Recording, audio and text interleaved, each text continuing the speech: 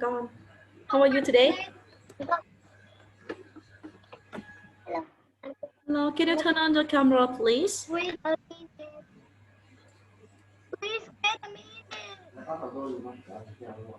Can you hear me? Can you turn on the camera, please? Con bật cam lên giúp cô nào nào. Cam đây ạ. Con gì? Con mắt. Đi đâu mới bật được cam? Được mình. Cam bật cam kiểu gì? Dạ con. Con đang sử dụng bằng cái gì? Con đang sử dụng bằng điện thoại hay sử dụng bằng máy tính hay cái gì? Con sử dụng máy tính mà. Ô, thế con nhấn vào cái chữ video đó. Video. Ở dưới cái dưới thanh công cụ ở bên dưới hàng dưới đâu cái đâu đây á. Yes, đúng rồi. Ok. Ê, con Minh Ngọc chứ con không phải Đức Minh đâu cô ơi. Cô biết rồi. Để con tắt cái màn hình này đi đã. No problem. Ok. Đợi So, con một tí để anh con. Con đâu? Kiểm tra lại cho con. Tên ạ. Tên sao lại bằng Nguyễn Đức Minh được? không sao đâu, kệ tên nó không sao đâu Minh Ngọc. Tí nữa anh sao đúng không con? Vô cô bảo không sao đâu. Vứt đi không rồi đấy.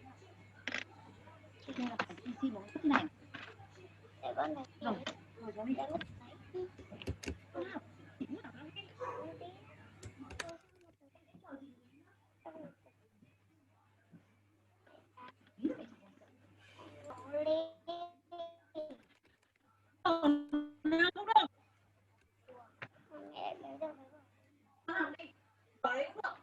It's okay? Okay. So, how do you feel today when you go to school and meet teacher with your friend after holidays, summer holiday? How do you feel?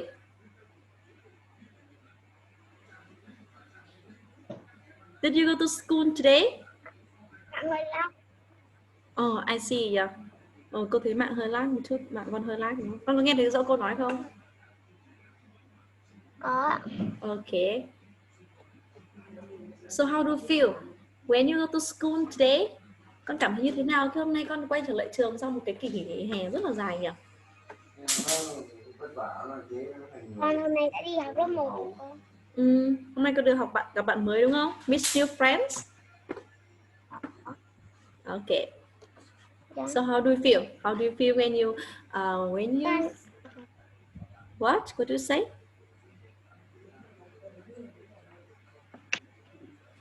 Okay. So what did we learn in the last lesson? Do you remember? What did we learn? Đó là gì hả cô? Hồi trước chúng ta học về cái bài gì nhỉ Minh Ngọc nhỉ? Số. Yes, about the numbers, right? So what did the homework I asked you do at home? What is the homework? Con xin lỗi cô vì hôm nay con không làm. Tối con làm. Con chưa làm hả? Ok, vậy thì tối nay làm nhé. Buổi sau cô sẽ kiểm tra một thể luôn cả bài hôm nay nữa nhá. Đồng ý không? Ok, rồi. So now. Mà cô ơi, con bảo. Ơi? Cô đi đâu đến giờ các ngày online cô gửi bài tập cho mẹ con để mẹ con toàn biết đường. Ok. Tại vì hôm trước cô tưởng cô nhắc con rồi, cô tưởng con nhớ con nốt ra vở rồi, thế mà cô không gửi cho mẹ nữa. Thế buổi sau cô sẽ gửi về cho mẹ, nhớ và check vào làm cho cô nhá. Okay. So now we move to the lesson today's. Our lesson today, we are moving to unit 3 about the topic, what is your name? Okay, what is your name? So you know what that mean? What is your name? Là gì nhở? Bạn tên là gì đúng không? Khi chúng ta muốn hỏi tên của ai đó, chúng ta sẽ sử dụng cấu trúc là gì nhỉ? What is your name? Tên của bạn là gì? Bạn là tên là gì? Okay. So, now to know more about that. Cô chờ con một tí. Topic. Okay.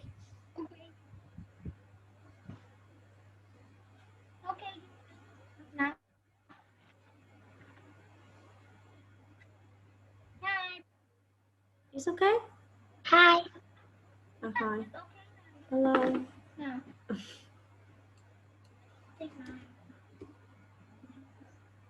Okay, now we continue the lesson today.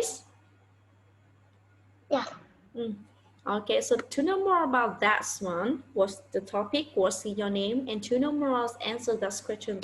Let's move to the lesson today. Okay, the first one.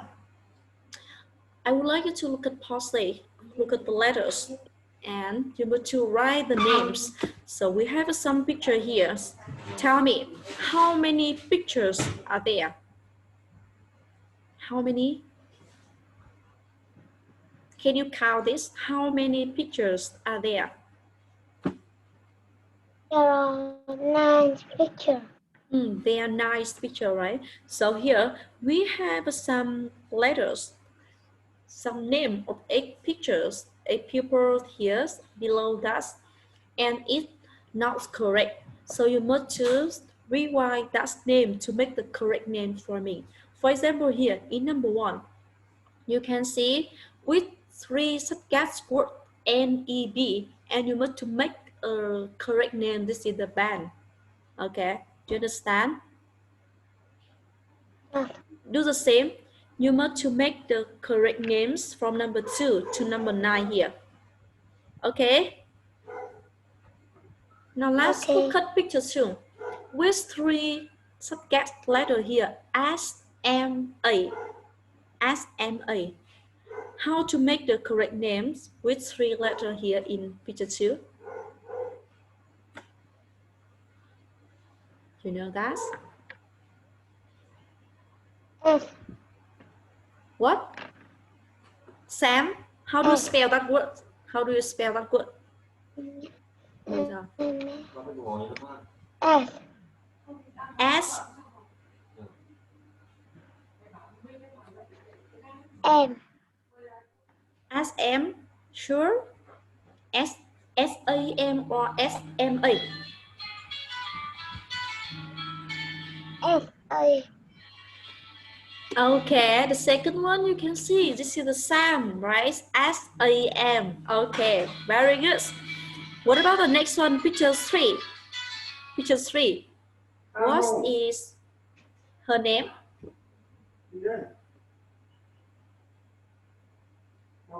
How to make the correct name?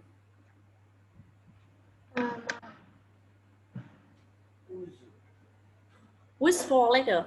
C-L-U-Y. How to make that? Just get for you with the first letter E, L. This name, you know that.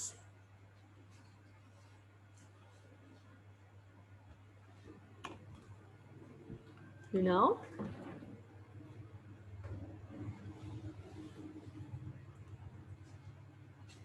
Yeah, this one.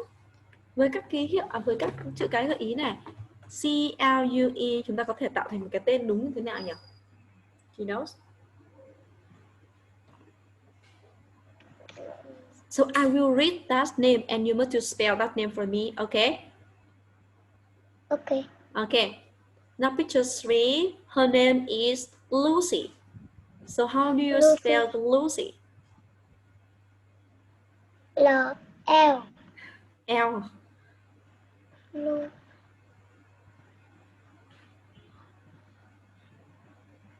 L. Lucy.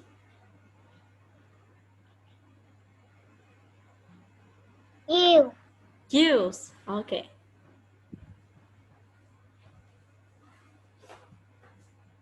T. Okay. L-U-C and E. E or Y? Y. Okay, this is a Lucy, L-U-C-Y. Very good.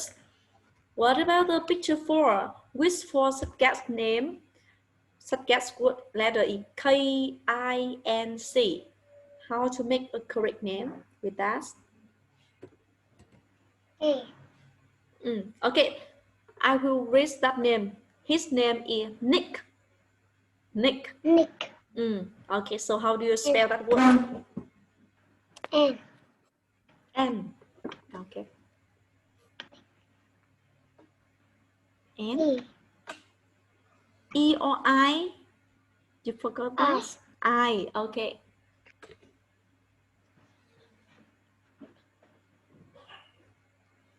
N I K. K. Sure? C. No. This is the Nick. Nick. Are you sure with his name? N-I-C-K or N-I-K-C? N-I-K-C. Sure? No, I think it's not correct. The correct name is Nick. N-I-C-K. Alright? Nick. Okay. Now next one. What about picture 5? His name is Bill. How to make the correct that name? Bill. Can you spell that word? B. Anything else? J. B. I. I. Okay.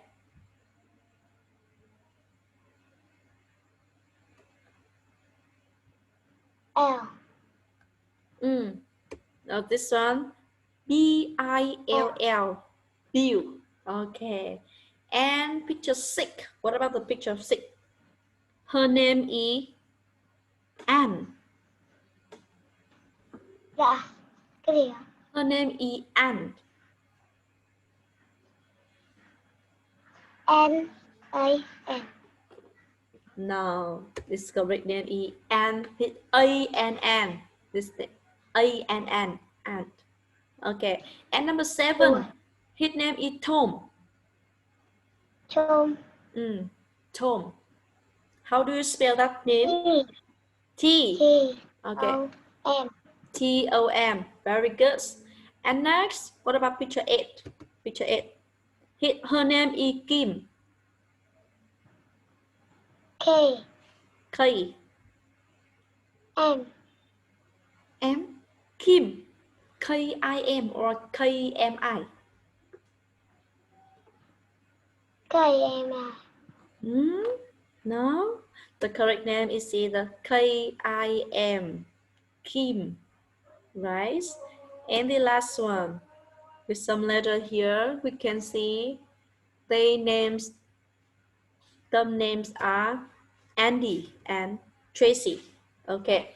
So this one, we have some name of 8 people here. We can see the boy, the man often use a name like Ben, Sam, Nick, Bill, Tom, or Andy. And about the girl, the women, people often use some name like Lucy, Anne, Kim, and Tracy, like this one. Okay. So now next one, I would like you to write the names under boy, girls, or boy and girl use that name. Okay, with some name here. Okay, with some name here, I would like you to decide which is the boys often use that name and which name the girls often use, or which name all of boy and girl use that. Okay, you understand? Trong phần này thì cô muốn con xác định giúp cô là chúng ta thấy rằng ở đây có một số cái tên rồi đúng không? Tên tiếng Anh là rất là hay. Vậy thì con thử đoán xem là những cái tên nào thường dành cho nam giới, tên nào thường dành cho nữ giới, hoặc là cái tên nào cả nam cả nữ đều có thể sử dụng được nhỉ? Một số cái tên tiếng Anh ở đây. Ví dụ chúng ta có thể thấy rằng con trai người ta sẽ thường sử dụng tên là Dan, đúng không? Okay, so what about next one? Another name here. Vậy thì nhìn một số tên ở đây con có thể đoán giúp cô. Xem là con trai thường sử dụng các tên nào, con gái thường sử dụng tên nào, và cái tên nào thường cả nam cả nữ đều có thể sử dụng được. Lucy. Lucy. Okay, the first one about the boy. Which name often boy use? Tom. Tom. Okay. Anything else? Tom. What about next one? Alex, Sue, Tony, Anna, Jules, May, Potts, Grace, Ben, Nick, Sam, Lucy, Anne, Bill, Kim, Tracy, and Andy. So which name the boy often use that? Nick. Nick. Okay. Anything else?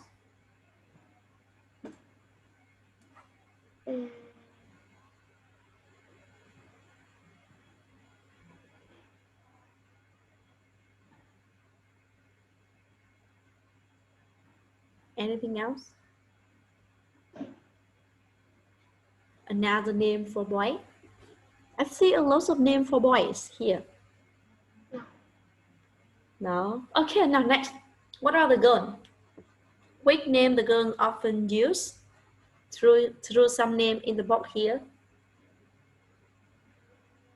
What do you think? Lucy. Lucy. What else?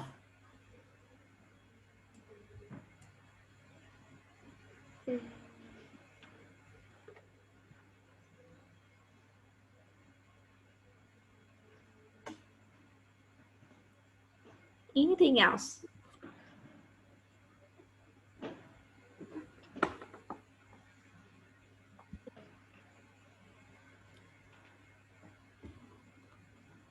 What about other name? Ben, Sam, and Kim, Tracy, Anna, use, May, past, ways, Alex, Sue, Tony. What about this one? Another name. Kim. Kim. Okay. Anything else? For girl? Andy. Andy for girl or for boy? Minh Ngọc. Andy, do you think for girl or for boy? Boy. Okay, boy, right? Yeah. So what about his name? What about this name? Alec. Do you think Alec for girl or for boy? Đó là gì hả con? Alex. Có theo con đoán cái tên Alex này con thường người ta sẽ sử dụng cho nam hay cho nữ nhỉ?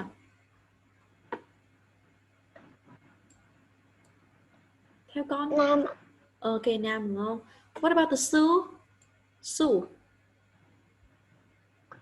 Boy or girl or boy and girl? Girl?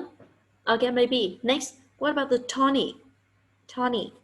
For girl or for boy?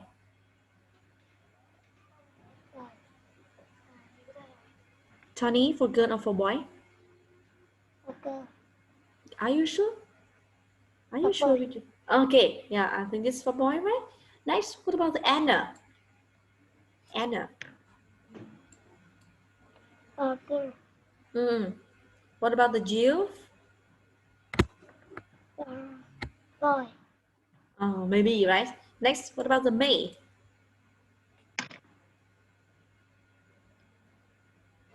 May? For girl. Yeah, maybe about the pot? Pot. For boy. Okay. Next one. What about the Grace? Grace. For girl. Maybe, right? And band. And for Girl, boy, or boy and girl. girl. Okay. Next one, Sam. What about the Sam?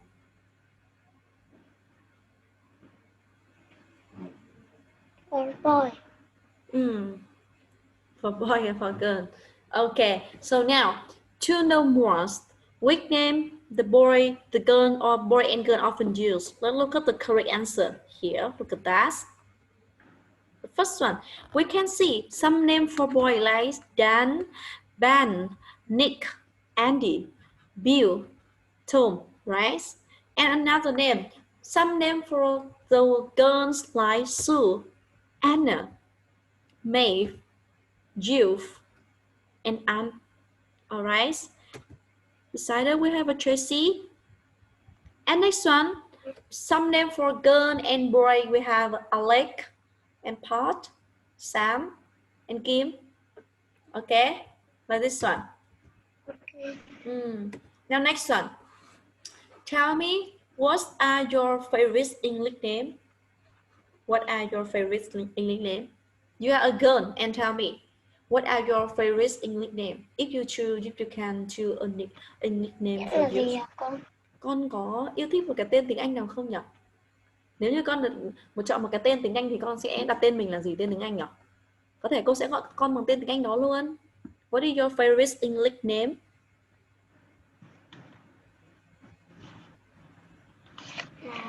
Con có thể dựa vào một số cái tên ở đây chẳng hạn. Vậy thì con thích cái tên nào? Con thích mình đặt tên tiếng Anh là gì nhỉ? What is your favorite English name?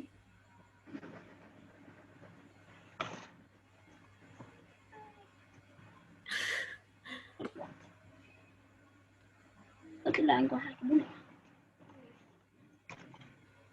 You can choose. Do you have English names you like? Con có thích một cái tên tiếng Anh nào không nhỉ? No? You can choose any names in English. For me, my English name is Lee. You can call me Miss Lee. Alright. So, okay. So he is your brother, right? Yeah. So, what is his name?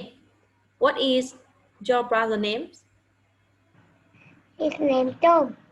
Tom, right? Okay. So, can you choose an English name? Like this one, like some name here. What? You don't know? So do you like the name? Do you like the name Sue or Anna? No. No. What about the Lucy or Tracy? You like Tracy? I think the Tracy is yes. So Tracy is. Do you like that name? Lucy. Lucy. You like Lucy? Yes. So now and continues. I will call you Lucy. Is okay? Okay. I will call you Lucy instead of Minh Ngọc. Okay, Lucy. And her name. Okay, Lucy. And you can call my English name immediately. Okay, you're Lucy. Now next one. Next part. I would like you to listen and then write the name you hear. Okay, listen and write the name you hear. For example, number one, you can hear his name is Tom. Con sẽ làm gì nhỉ? Listen là nghe, đúng không? Con sẽ nghe giúp cô và xác định giúp cô xem là gì nhỉ? Những cái tên mà họ sẽ nói đến trong cái phần recording đó là gì? Và chúng ta sẽ viết lại cái tên đó ra giúp cô. Ok? Cô chờ con tí con đi lấy. Con lấy vở lấy cho giúp cô nhé. Đây, về con đây. Okay, now are you ready to listen? Yes. Yes, now let's listen. You have 2 times to listen. Now let's listen. 3C. What's your name? Listen and write the names.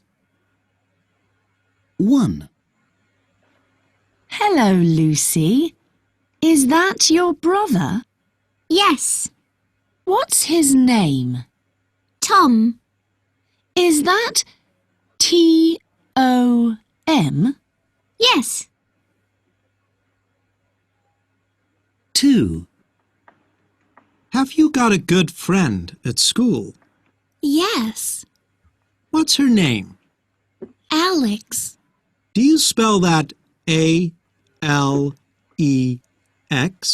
Yes, she's very nice. 3. What's your teacher's name? Mr. Ride. How do you spell that? R-I-D-E. Oh, yes, I know him. 4.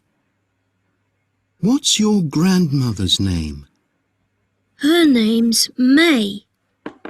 Can you spell that? Yes, it's M-A-Y.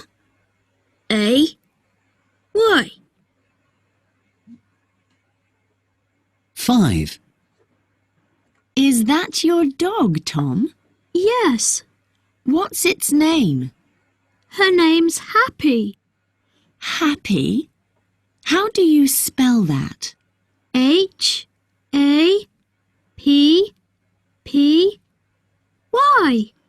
That's a good name for a dog.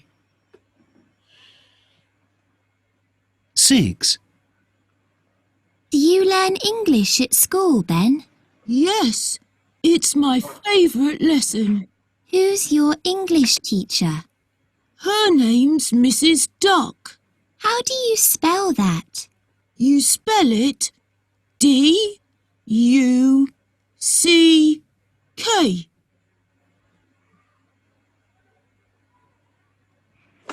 Okay, now you must listen again and check your answer. 3C. What's your name? Listen and write the names. 1, Hello, Lucy. Is that your brother? Yes. What's his name? Tom. Is that T-O-M? Yes. 2, Have you got a good friend at school? Yes. What's her name? Alex. Do you spell that A-L-E-X? Yes. She's very nice. 3, What's your teacher's name? Mr. Ride. How do you spell that? R-I-D-E. Oh, yes, I know him. 4, What's your grandmother's name? Her name's May. Can you spell that? Yes. It's M-A-Y.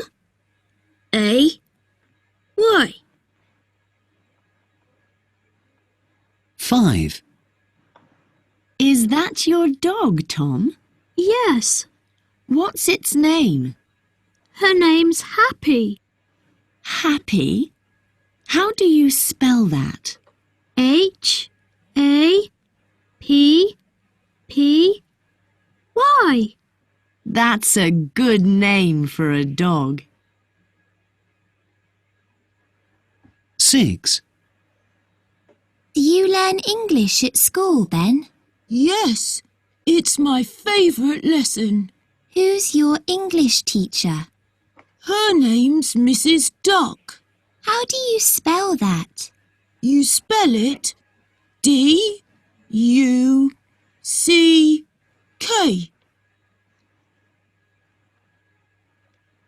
Okay, so now tell me number 2.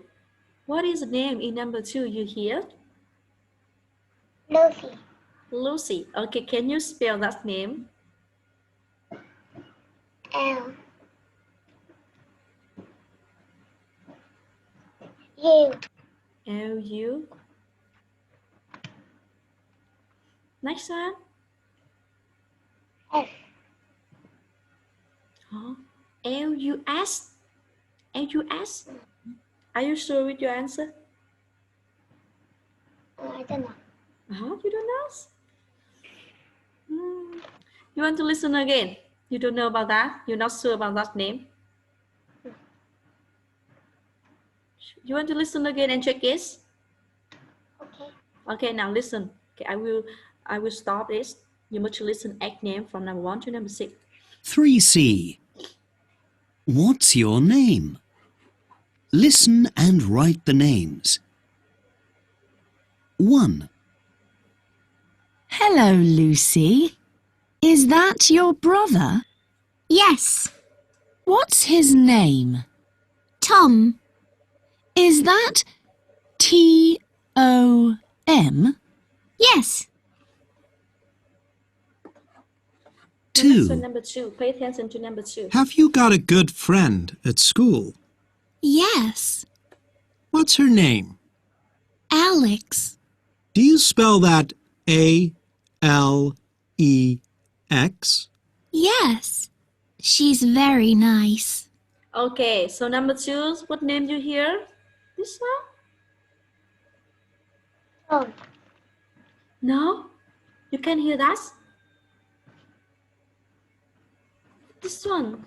I hear number 2. You can hear this is Alex, and they spell that A-L-E-X. Alex. Right?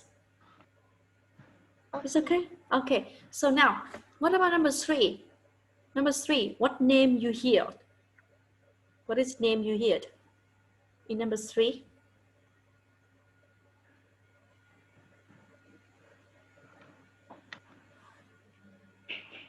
Now listen number 3. Okay, listen number 3 again. 3. What's your teacher's name? Mr. Ride. How do you spell that? R-I-D-E. Oh, yes, I know him. Okay, which name in pictures in number 3? Which name you hear?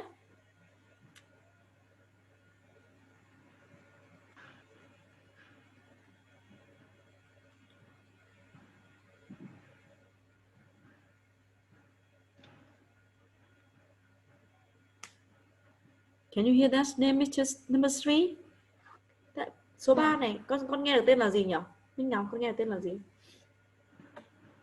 Con không nghe kịp ạ. Con không nghe kịp hả?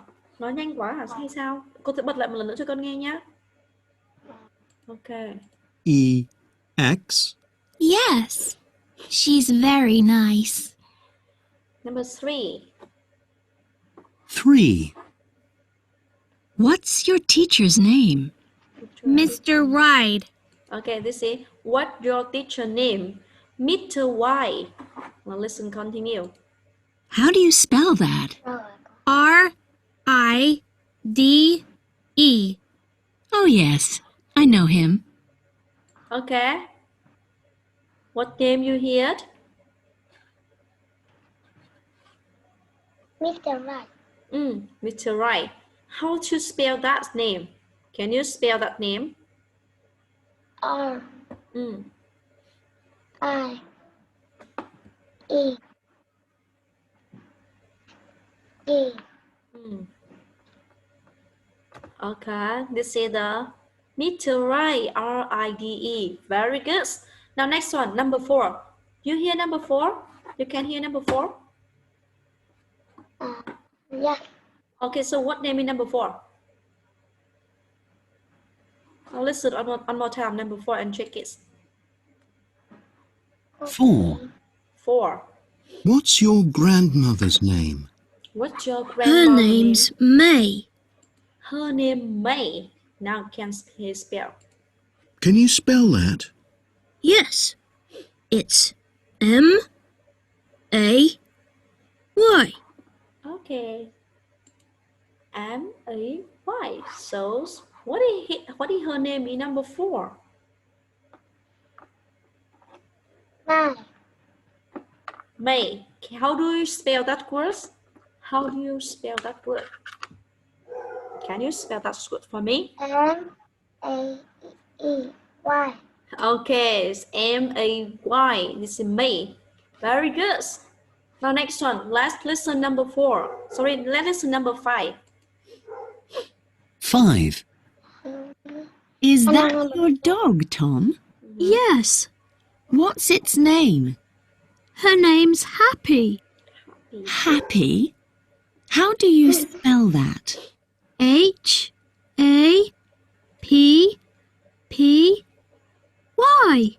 Okay, so what is the name in number 5? You hear?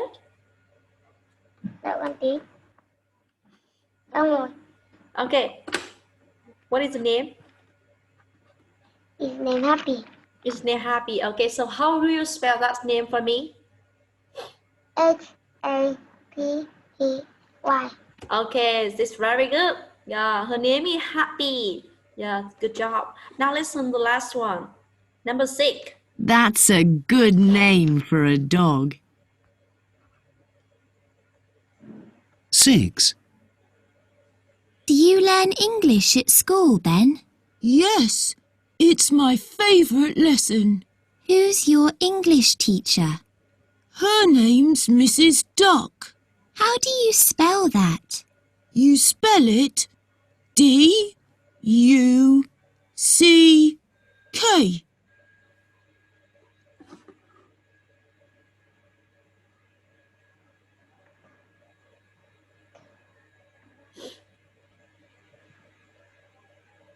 Okay, so what name in number 6? What is the name? May. How do you spell that name? Can you spell that name for me? D-U-C-K.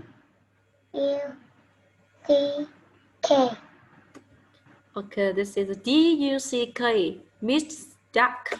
Okay, very good. So you understand, are you clear with all the name here? You understand? Là gì ạ? Con đã rõ hết các tên mà con đã nghe thấy trong cái bài recording này chưa nhỉ? Dạ. Okay, good job. Now next one.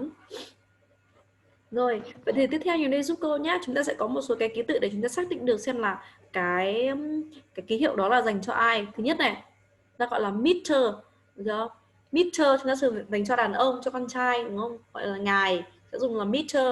Ví dụ như bố con chẳng hạn, chúng ta sẽ gọi là meter. Còn với mẹ thì chúng ta sẽ gọi là gì nhỉ? Là Missy. Đó, Missy for women. Cho phụ nữ sẽ gọi là Missy, cho đàn ông sẽ gọi là Mr. Giống như chúng ta nhìn ở đây này, chúng ta có Mr. Rice, đó là ông Rice, hoặc là Missy Duck là bà Duck, đúng không? Còn đối với dạng là Miss và Miss là cho cả for girls and for women. Đó. Cho cả các bạn nữ và cho cả phụ nữ thì chúng ta có thể sử dụng là Miss hoặc là Miss. Còn riêng đối với hai cái từ ký hiệu ở đây đúng không, là Mr. và Missy này. Để ví dụ cô nhá, Mr. for men and Missy for women. Okay. Now next one. Nice. I would like you to listen again and then write the names here. Okay, listen and write the name here. So we have 4 sentences here. The first one, you must listen the names related to the girl's school friend. Okay, so who is the girl's school friend? But to decide that. The second one, listen about the grandmother. Number 3, about the name of a dog. And number 4, about the name of an English teachers. So listen and write the name of 4 sentences here. Chúng ta sẽ cùng nghe và xác định giúp cô xem các tên tương ứng với mỗi câu ở đây, đúng không? Thứ nhất là câu 1 là gì nhỉ?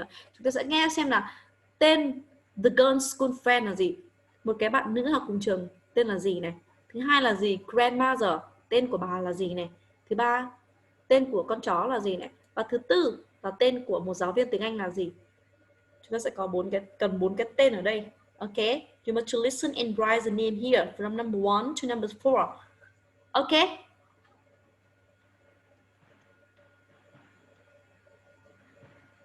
It's okay. Now let's listen. Listen and decide and write your answer. 3C. What's your name? Listen and write the names. 1. Hello, Lucy. Is that your brother? Yes. What's his name? Tom. Is that Tom? Yes. 2. Have you got a good friend at school? Yes. What's her name? Alex. Do you spell that A-L-E-X? Yes. She's very nice. 3.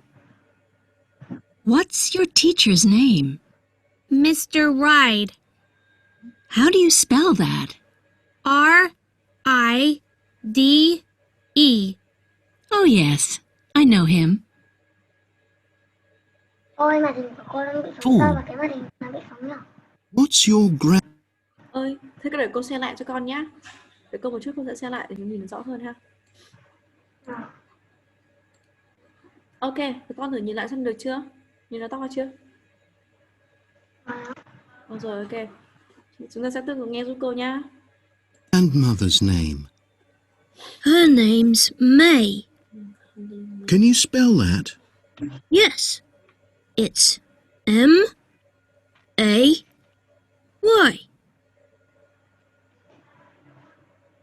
5. Is that your dog, Tom? Yes, What's its name? her name's Happy. Happy? How do you spell that? Happy.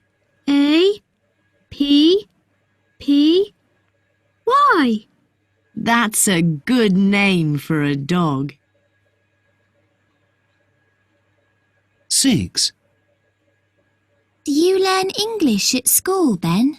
Yes, it's my favourite lesson. Who's your English teacher? Her name's Mrs. Duck. How do you spell that? You spell it D-U-C-K.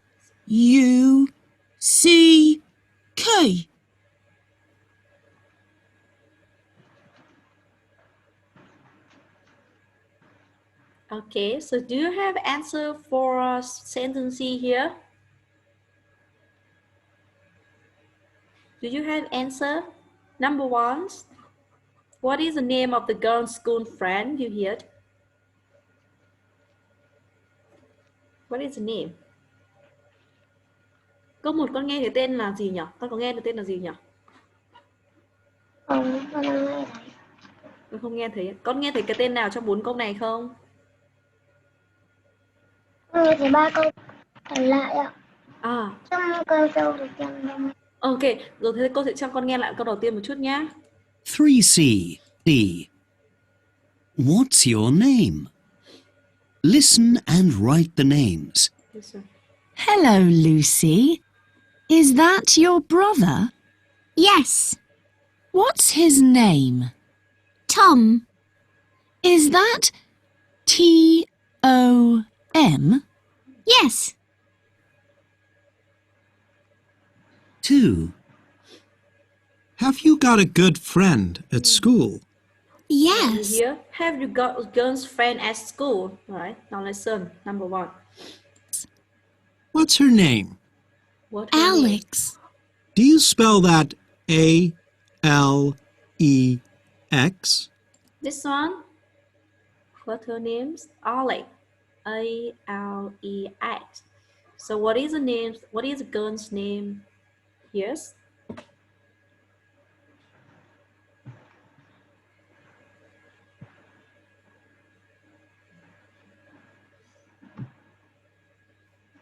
Can you hear that? What is the name of the girl's school friend here in number 1? Alex. Alex, right? This one, Alex is the correct answer. Good job. What about the second one? What is the name of her grandmother? Đầu tiên anh lấy sách của anh. Này. May. How do you spell that word? How do you spell that word? M-A-Y. Okay, this is the May. M-A-Y. Is that correct? Now next one, number 3. What is the name of the dog? The dog is Happy. Happy. Is that correct? Good job. And the last one, number 4. What is name of English teachers? Name Jackie. Duck. Miss Duck. All right, very good. So you got 3 correct answer in that, right? Very good. The next one, I would like to ask you some question about the topic. What is the name here? Okay, now the first one, can you tell me what is your name? What is your name? Con tên là gì nhỉ? What is your name? Con tên là Minh Ngọc. Vậy thì con sẽ nói là gì? Minh Ngọc đã trả lời theo câu từ anh cô là gì nhỉ? Khi câu hỏi là what is your name? Thì con muốn nói là con tên là Minh Ngọc thì con sẽ nói là gì? My name is Minh Ngọc. Đúng không? My name is Minh Ngọc. Okay, now repeat after me again. What is your name? What is your name?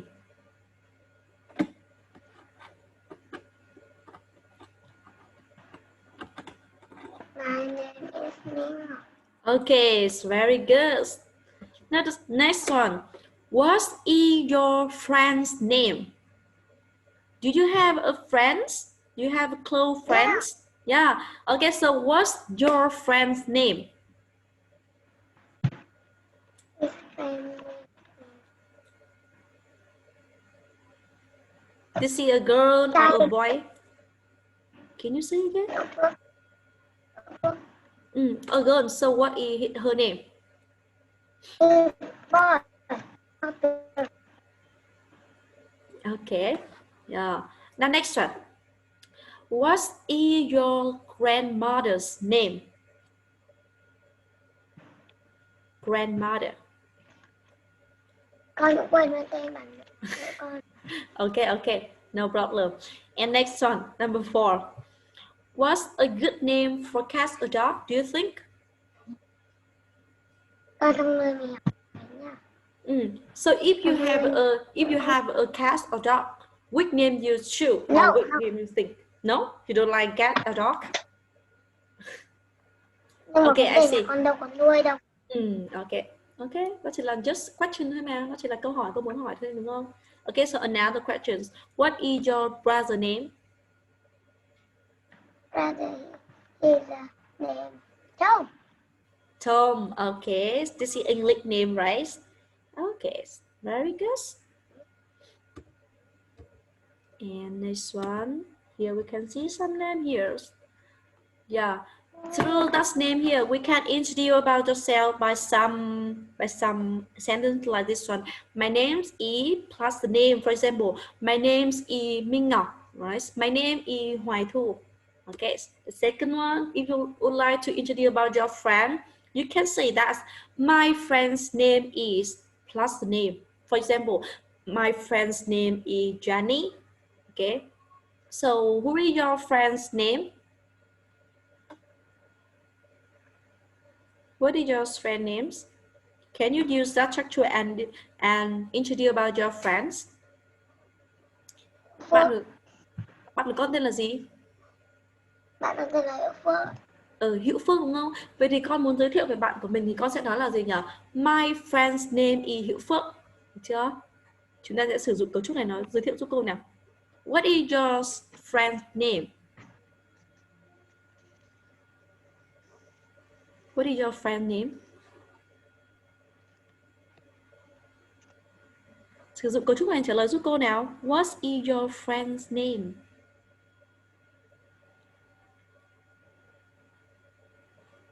Con sẽ nói là gì đây nhỉ? My friend's name is. My friend's name is. Cộng với cái tên của bạn của con là gì? Chúng ta sẽ đặt phía sau động từ to be là y này. Hữu Phước. Okay, yes, correct.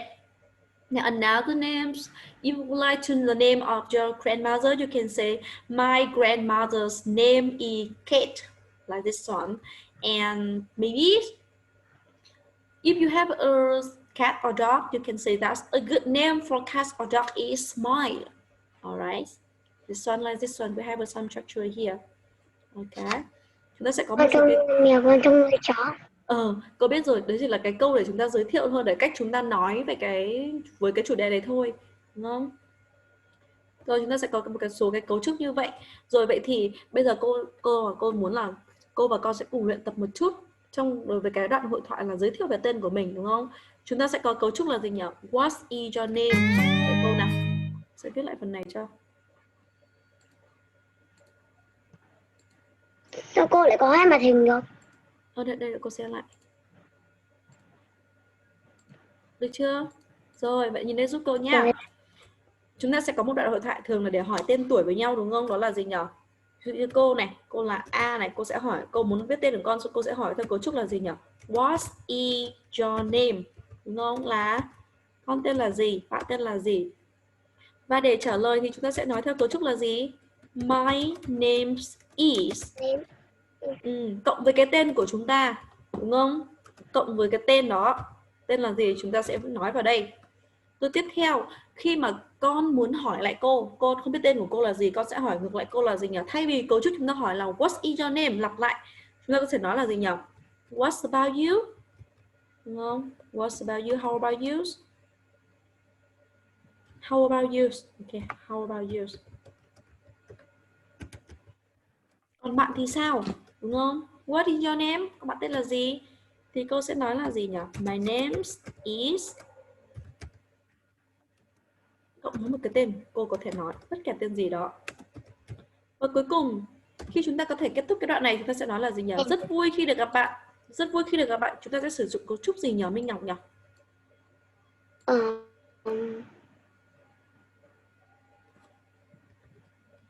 Tôi sẽ nói là nice to meet you. Đúng không? Nice to meet you. Tôi rất vui khi được gặp bạn. Vậy thì cô cũng sẽ nói là gì? Tôi cũng rất vui khi được gặp bạn. Cô có thể nói là gì nhỉ? Nice to meet you too. Tôi cũng rất vui khi được gặp bạn. Đúng không? Rồi chúng ta sẽ cùng nhìn vào một cái đoạn hội thoại ngắn này thôi. Chúng ta sẽ cùng luyện tập đọc giúp cô nhé. Cô sẽ làm đóng vai là bạn A và con sẽ là bạn B. Tương tự như vậy thì lát nữa chúng ta sẽ đảo ngược lại, hỏi lại nhau bằng theo cái cấu trúc này ha. Ok nào, first one. Hello, what's your name? My name is Minh Ngọc. Okay, so can you ask again this one? Con sẽ hỏi ngược lại cô nào. Hỏi ngược lại cô là gì nhỉ? How about you? What's your name? Đúng không? Còn bạn thì sao? What's your name? Okay. My name's E Hoài Thu. Can say nice to meet you. Nice to meet you. Nice to meet you too. Okay. Now again. Now we are role play. You are A and I am B. Okay. Sẽ ngược lại một chút nào. Con sẽ là A, cô sẽ là B để chúng ta sẽ cùng đọc đoạn này giúp cô nào. Okay.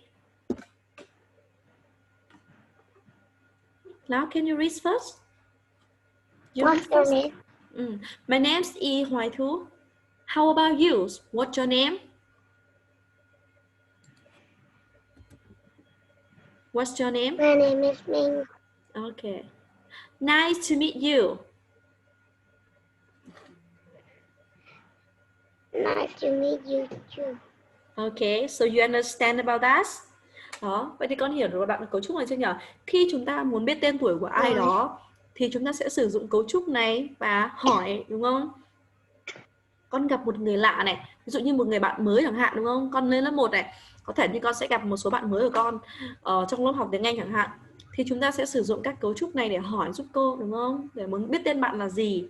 Bạn rất vui khi được gặp bạn, làm quen với bạn. Thì chúng ta sẽ hỏi theo cái cấu trúc này giúp cô nhé. What is your name? Và trả lời là my name's E cộng với một cái tên. Okay, you understand about that? Ơi. Okay. Okay. Yeah. Okay, so now wait for me. Đợi cô một chút, cô sẽ giao phần bài tập về nhà. Okay, so your homework, I would like you Cô to. có hai màn hình à? Cô có hai màn hình hả? Một. Okay. Rồi, vậy thì phần này bài tập về nhà này. Your homework, cô sẽ muốn con là gì? Quay một cái đoạn video ngắn giới thiệu về bản thân của con, được chưa? Đợi cô nào, cô sẽ gửi cái mẫu này cho. Where's Romy? Đây một cái video ngắn đó cô. Đúng rồi. Để con sẽ nói giới thiệu về tên của mình này. Đợi cô nhé. Cô sẽ lấy cái bài mẫu xem nào.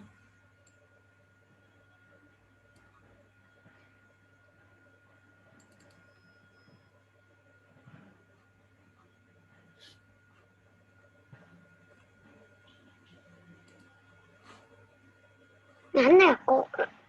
Ngắn thôi, cô không có yêu cầu dài đâu. Rồi đây. Thích gì dài hả cô? Ơi, con có thể nói dài thì tùy con thôi, nhưng mà cô sẽ yêu cầu con này record a video introducing about yourself.